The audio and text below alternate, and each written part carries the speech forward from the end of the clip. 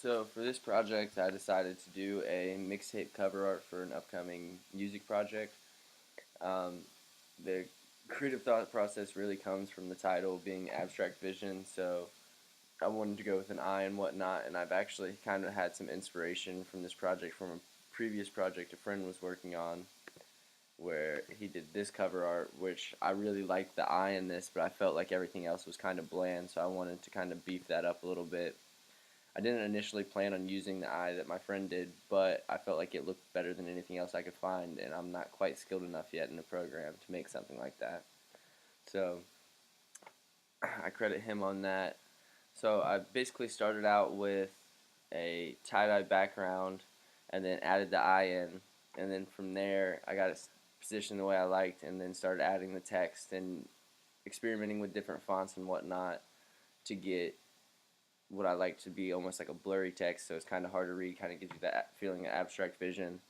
I used the stroke effect on the text and added the black stroke to the text so that it kind of popped a little bit more, was made it a little bit more easier to read.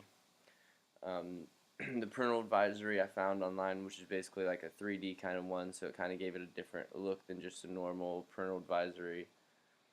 Um, I decided to use the peace sign in the middle of the QOQ music entertainment just because it kind of what all this is kind of like a piece type thing, being the abstract vision and the tie dye. I felt like it fit well.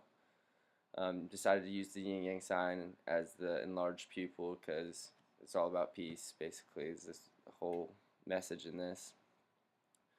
Um, I didn't really have a lot of technique. I've never really used a program, so it was a lot of just cutting, selecting what I wanted and erasing, and then using the opacity and layering it up how I thought looked good.